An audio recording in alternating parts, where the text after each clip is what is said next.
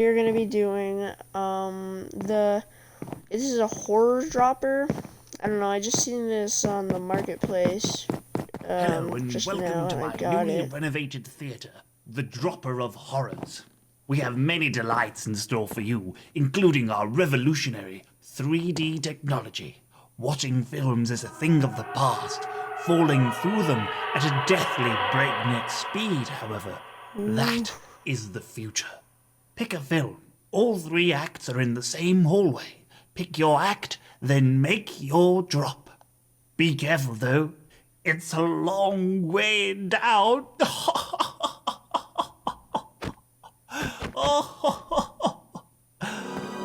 okay. Dear. Welcome book. Welcome book. Alright. Um Gentlemen, ladies, these are literally just bathrooms it says out of order.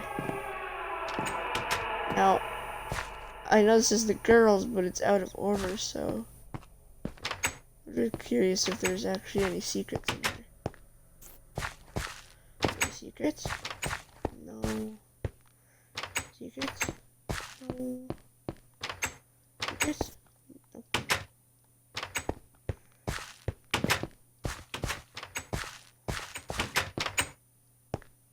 Secrets? Nope. Nah. I was expecting there to be secrets in here.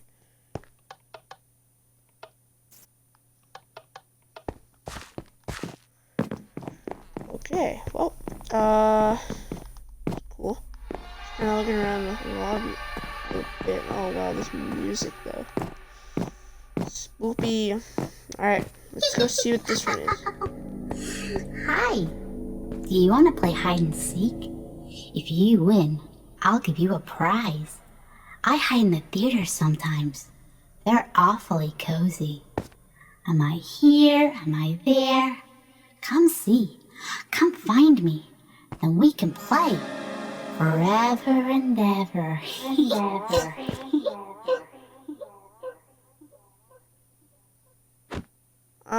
I'm good. I'm fine with just, watching the films, not, being in them, but...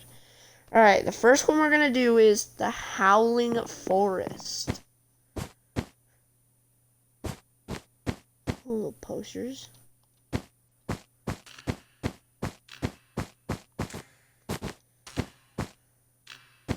Alright, here it is. Act 1. I don't know which way to go.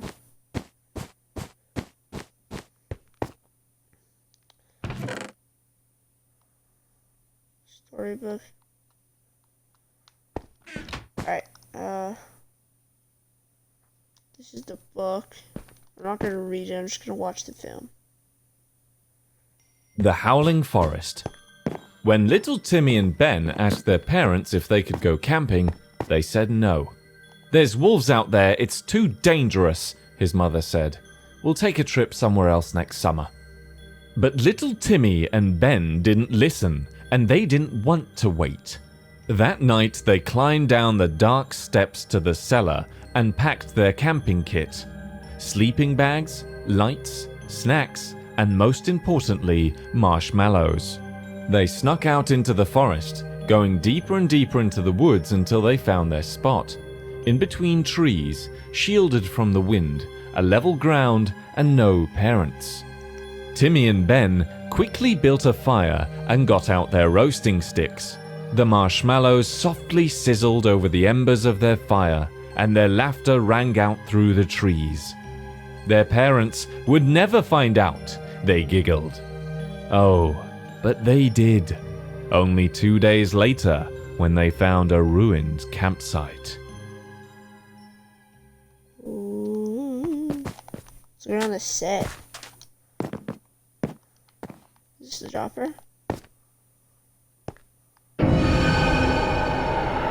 Oh, it is too. Oh. It is too. Alright. You know what to do this time. Oh, I'm not good at droppers. I've never actually done a dropper, I don't think, before. Alright. Oh, this is gonna be tough, bro. Oh, that was the way. That was the route.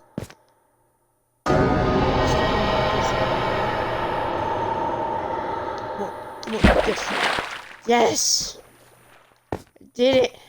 After a couple tries, I did it. Alright. We have to go to number 2.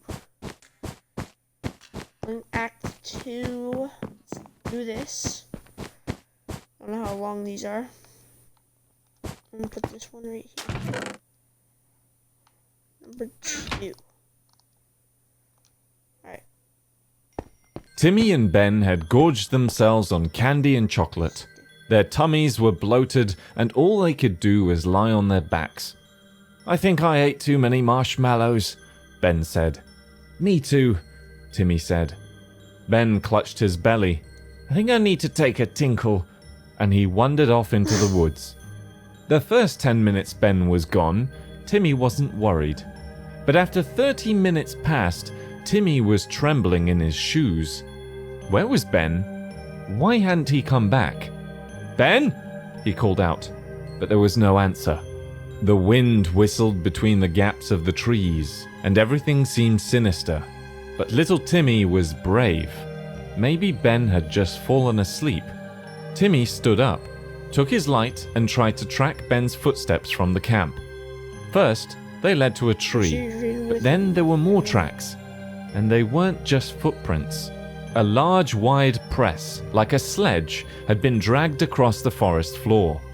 Ben must have found something big and dragged it somewhere. He was probably trying to hide it from Timmy. He always did annoying things like that. He never wanted to share. Timmy followed the tracks until they led to an old spelunking cave. The iron grates in front of the cave had rusted and bent.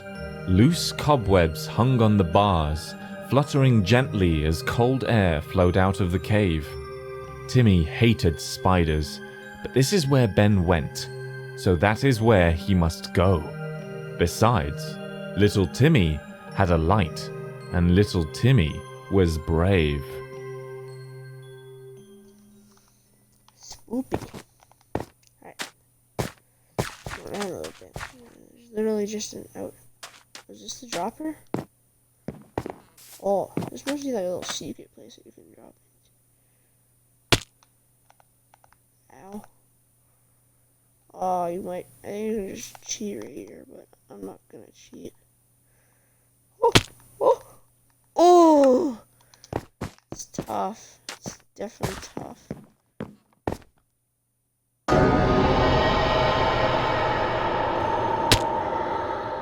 Oh, this one's gonna be tough. I'm not good at droppers, like I said.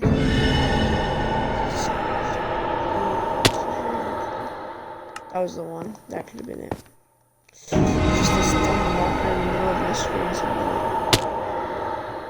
Ah! This marker in my screen is so annoying. That's worse. Doing that. Never do that again.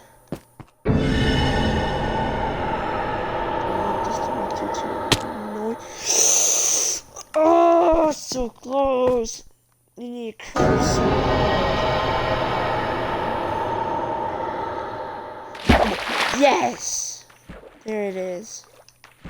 Nice. Must be in the spelunking cave. Alright. Let's head over to... oh no, that's Act 1. This is Act 2. This must be Act 3 up here.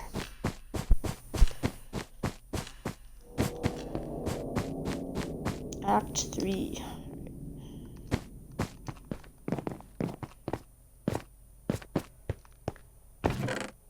Alright. Let's go around this place really fast, actually.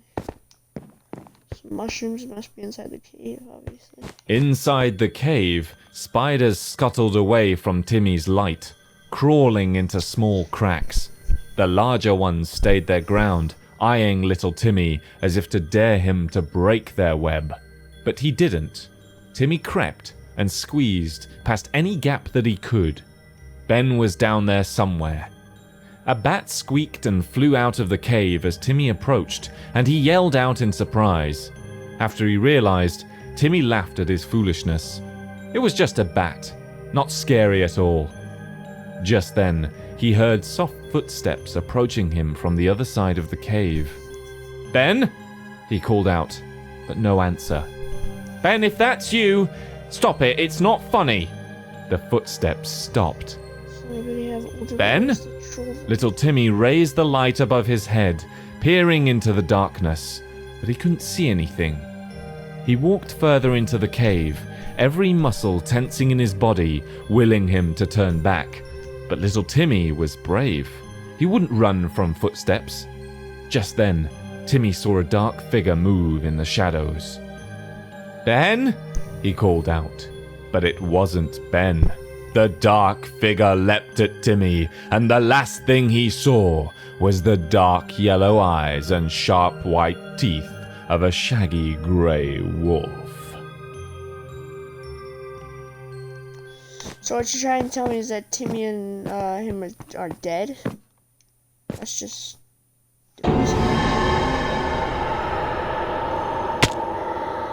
Oh wow, you have to go into the werewolf's mouth. It's cool. This is really cool.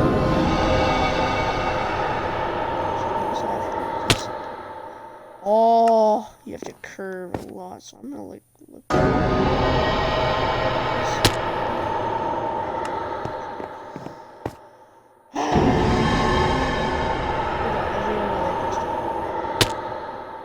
Back. Oh, it's so tight. I didn't even hit anything there.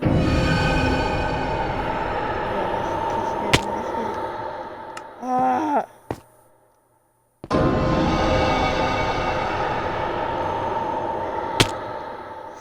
Come on, that shouldn't have hit. That shouldn't have hit either.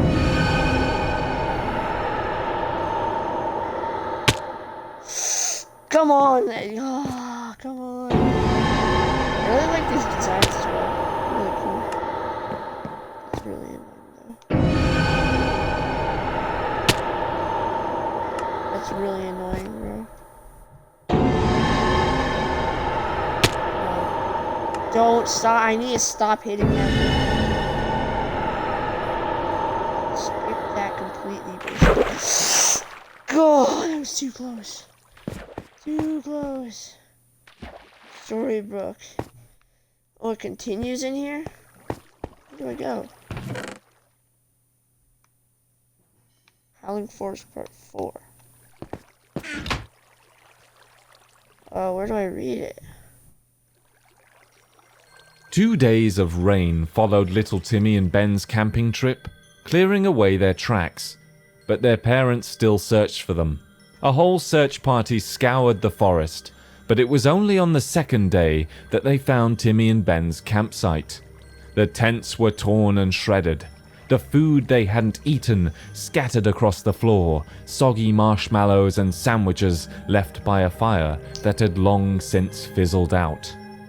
They never found Timmy or Ben. The only thing left was Ben's coat, caught on the prickly branches of a pine tree.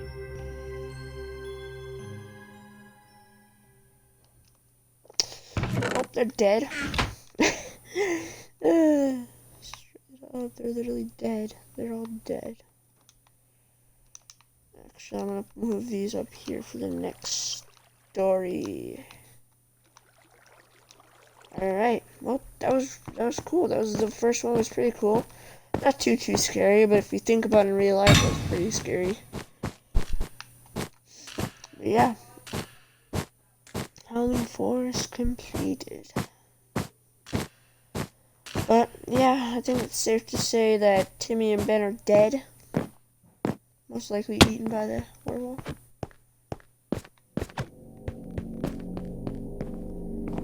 Where's the next story? Where's the next story? Ooh, this one looks scary. Night of the Missing Pet.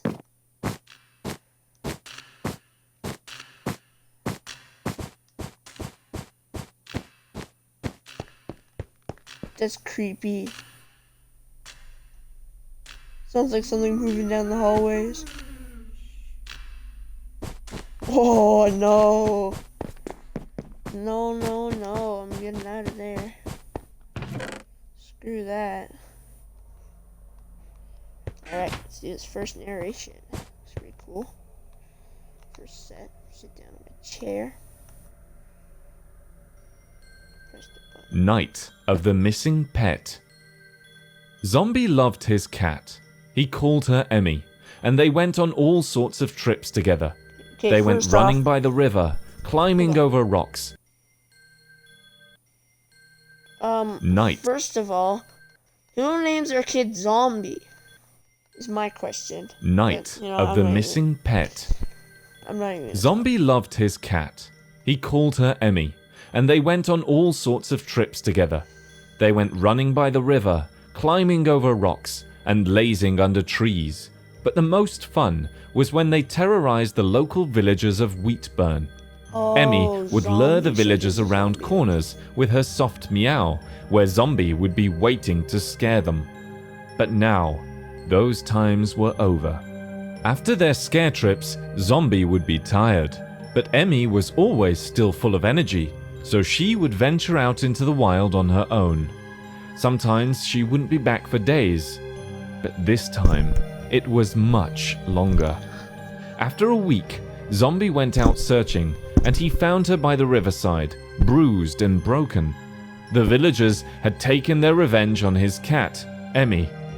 Zombie was stricken with grief and hate. His friend, the mad scientist, tried to comfort him, but Zombie couldn't shake it. The villagers need to pay, but they would wait. First, Emmy needed to be buried. Zombie took her body to the local graveyard, where he began to dig hard and fast. He didn't look up until he was surrounded by the dirt walls of the grave. When it was deep enough, he climbed out to get Emmy, but she was missing. He looked everywhere, but he couldn't find her. The only person who knew he was burying her tonight was himself and his friend, the mad scientist. Zombie looked up at his friend's castle. The lights were on in the windows, the strange contraptions working their green smoke. Maybe the mad scientist wasn't his friend after all.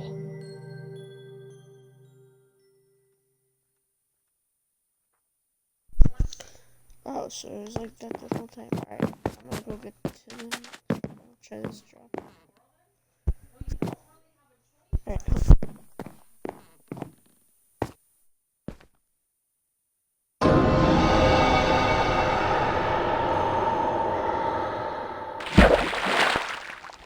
First try, let's go. That was a pretty easy one to be fair though.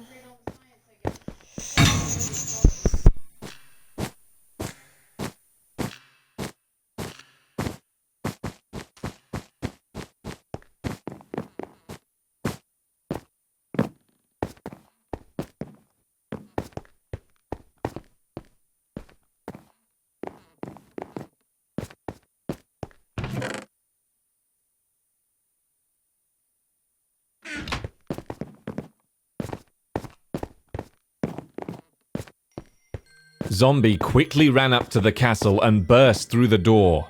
"Mad scientist!" he yelled. "Where is my cat?" He raced through hallways of armored knights, shiny swords and crest shields, but he couldn't find the mad scientist's laboratory.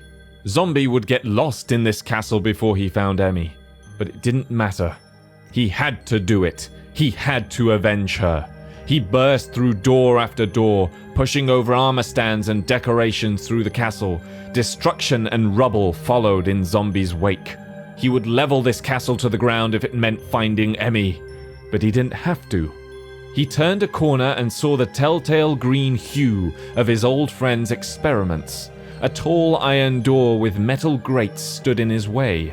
"I'm coming, Emmy," Zombie said, and he pushed the door open.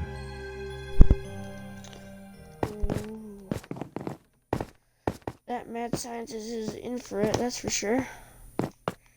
Alright, let's see if we can one shot this one as well. This is cool. Oh no, I wasn't prepared. prepared for that. I was too busy admiring the looks of this one. It's cool. Okay, this is gonna be hard. You literally have to dodge that zombie. Oh, I wonder if I can squeeze through that. I don't know.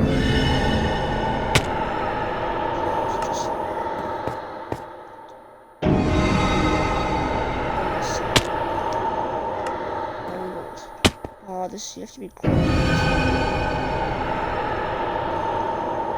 Come on, come on, come on! That was so close. Okay. Oh, I'm so mad after that now. Is there like slime? I could have sworn this was slime. That's slime. That's slime.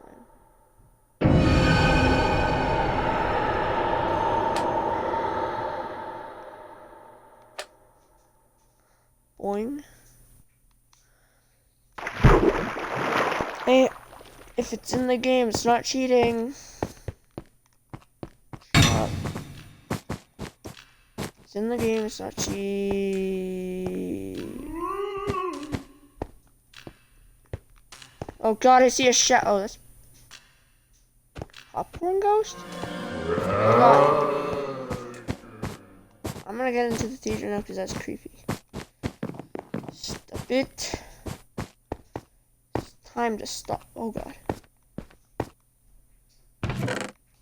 Alright, let's get this number 3. Missing bag number 3. Alright. Looks like this one's only like 3. Every single one is like 4, I think.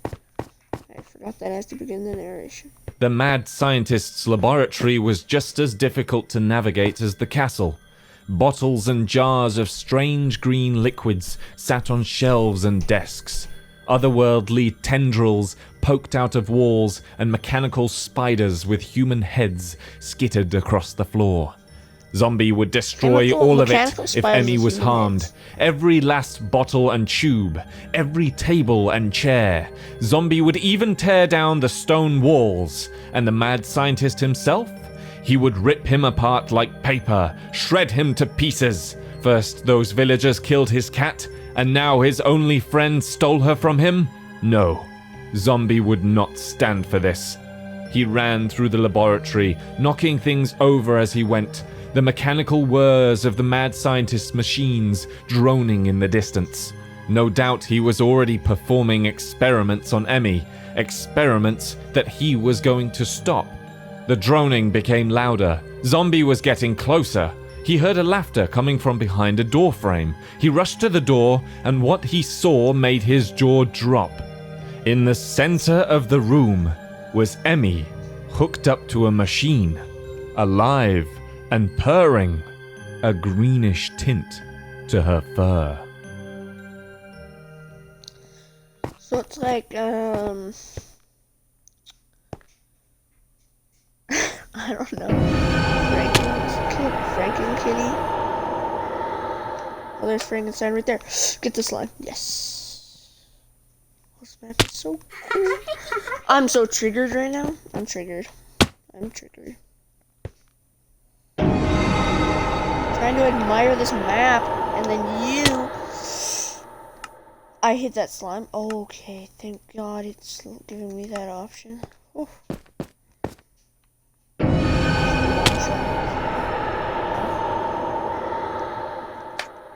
Slime. Oh. Nice. Alright. Here's the final narration of the Night of the Missing Cat. The following night, the villagers of Wheatburn knew no rest.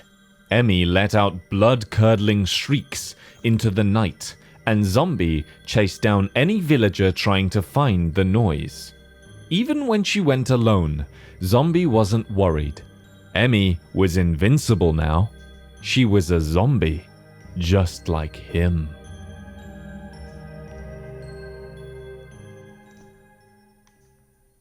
And that's the end of the story. That was good. There's another good one, obviously. Is that Emmy? It's too, it's Emmy.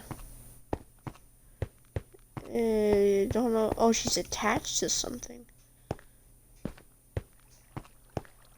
Yeah. Gotta slow motion this, so it looks good. Night of the Missing Cat is completed. I'm gonna get out of this place because this place is terrifying. So somebody's behind you. Is it?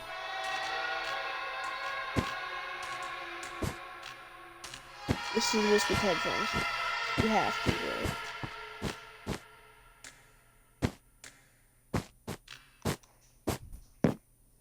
This shit, I'm out.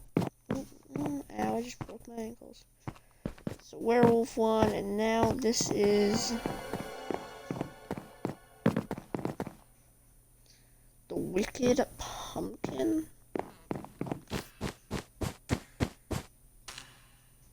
I'm gonna take a second to listen to this. Oh god, spider! Kill the spider! Stay away.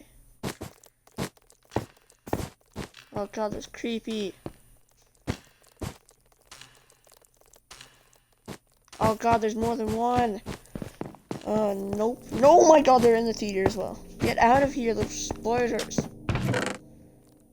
Okay.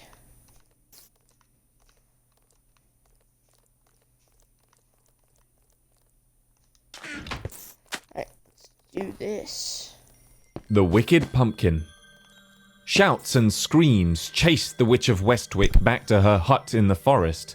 The locals had caught on. She had been too careless flying on her broom, and now they knew she was a witch. Over her shoulder, she could see the bright fires of torches, their light gleaming off the villagers' pitchforks and scythes. Her life near Westwick was over. She would have to set up somewhere else. But first, she had to deal with the peasants. Concoctions and potions raced through her head as she navigated her enchanted trees. An invisibility potion would do the trick, but she didn't have the right ingredients. She would have to improvise. Her cat was waiting at the doorstep, but she had no time to lose. She would only have a precious few minutes before the villagers would be at her door. Alright, so first off, we're dealing with the witch, obviously. Yeah, so I don't know how this has to do with the... Oh gosh. Oh, you see that witch? This is so cool! And I just one-shotted that level. Oh man, I didn't even get to look at that.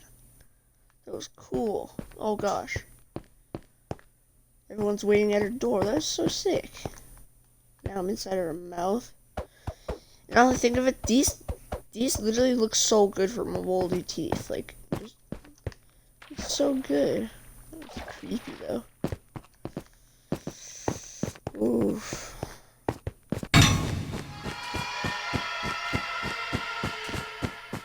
Oh, I need to get out of here. I hate this place, bro. It's creepy.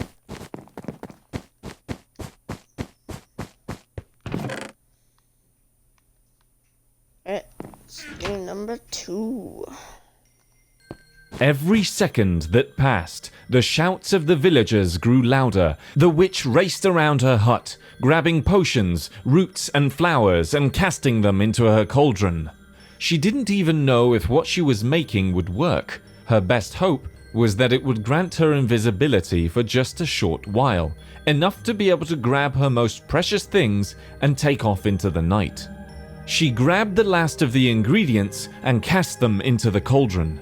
Pumpkin innards, chicken leg, and begonia stem, then stirred vigorously. The liquid inside the cauldron turned orange, blue, and then simmered down to a green. It was done. The witch grabbed a spoon and carefully poured the liquid into a glass. It was now or never.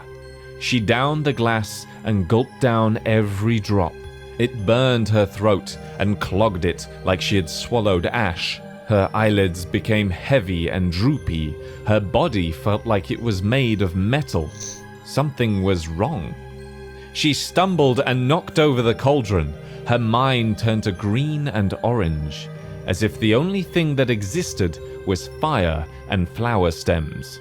She could see a blazing sun burning over green grass fields, a young dandelion growing out of thick green leaves, green frogs jumping over a river tinged with streaks of orange rust, a large ripe pumpkin sitting in a vine-filled mud patch.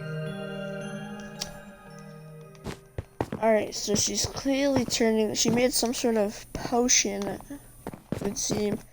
And now she's gonna turn into an. Here's a cauldron that got knocked over. It's pretty cool. Is there like a way inside, I wonder? No, it doesn't look like it. Alright.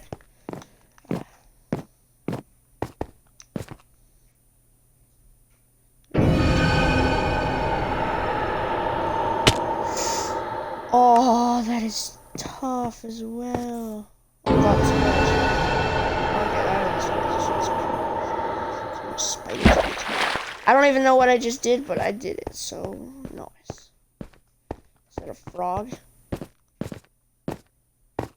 Frog with lights in his mouth? Interesting.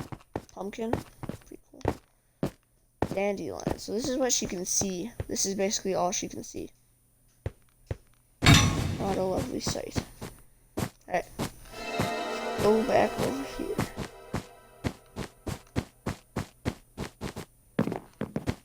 I like the map design a lot. I know I've mentioned that before, but it's just really good. Alright, let's do this. When the witch finally escaped the madness of the potion, she tried to regain her bearings. A large scarecrow stood slanted off to her right, and all around her she was surrounded by pumpkins. She had turned herself into a pumpkin. Aha! She thought to herself. I did it! I tricked those nasty peasants! She laughed inside her head with a mirth that only wicked witches turned into pumpkins could have. She hadn't intended to turn herself into a pumpkin, but it did the job. Now all she had to do was wait until the spell wore off. Then she'd be able to go on her merry way. But the witch had forgotten one thing. It was harvesting season, and she was a very large and magnificently ripe pumpkin. So the witch waited and waited, and the spell didn't wear off. Uh-oh. Harvesting season and you're a nice ripe pumpkin. Here's... Oh! Oh my gosh, this one's so cool. Look at it. Oh. Ow. Broke my ankle.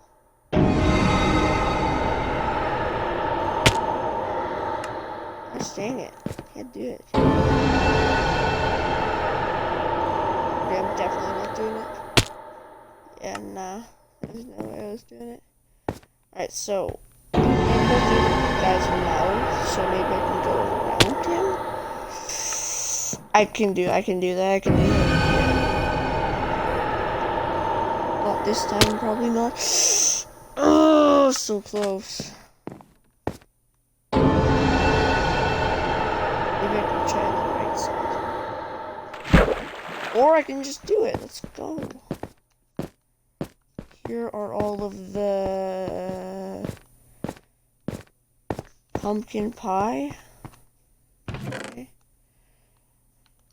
Final narration of this.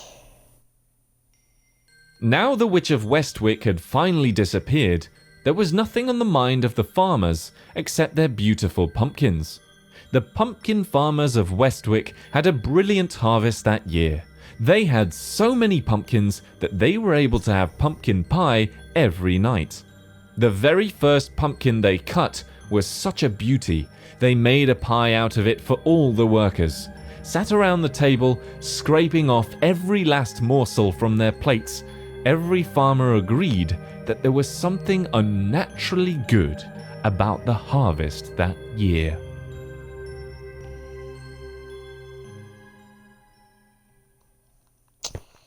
Well then, she's dead. What's the last story? Bonus credits dropped. They're unlocked. entrance of the theater.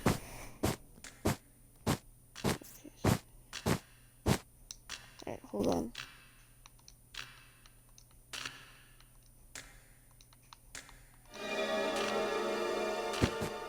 Alright, let's do this. Looks like Rise joined. Where's the entrance? What's the entrance? No, that's the... I think that the werewolf one was the scariest.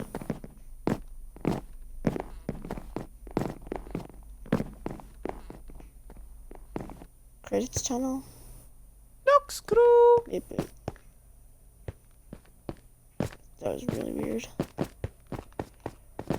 Alright. What is this? Where do I go?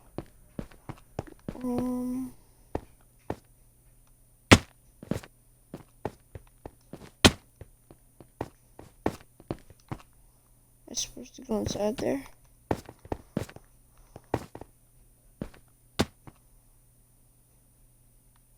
Whoa! Oh gosh! No! No! Oh man, I spawned all the way back here. What?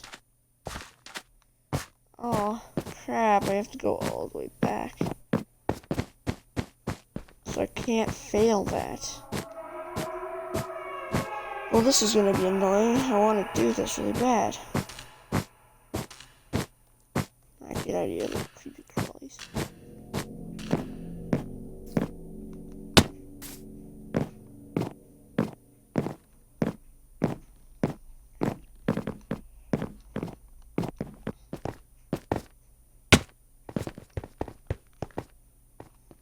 This one right here.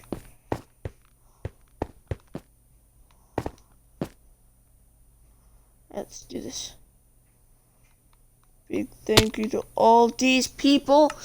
Come on. Oh yeah, I got a checkpoint this time. Right. I don't know how to do. What the heck? Okay. Yeah, big shout out to all these people, but this is hurting my eyes. This is literally hurting my eyes so much I can't focus. Is there one inside here?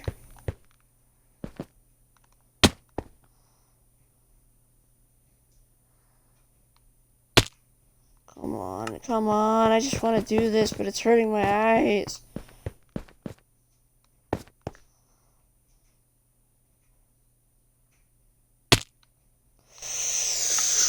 I'm trying to fix it. Why you gotta make this last one so annoying? My eyes, they are in pain. That was the one, that was the one, that was the one. I hate life. Gosh damn it. Through the... Oh, come on. Ugh! Come on. This is annoying.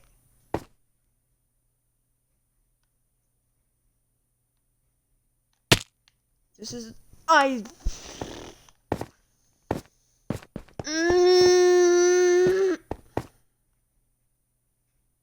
It's through the A. It's through the A. It's through the A. It's through the A! Oh, that was so annoying.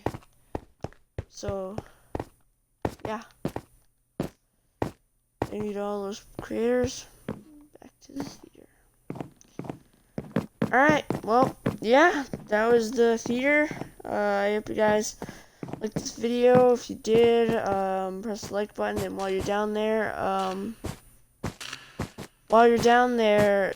make sure to subscribe, and go subscribe to TACOPRO. And yeah, I'll see you guys in the next one. Peace.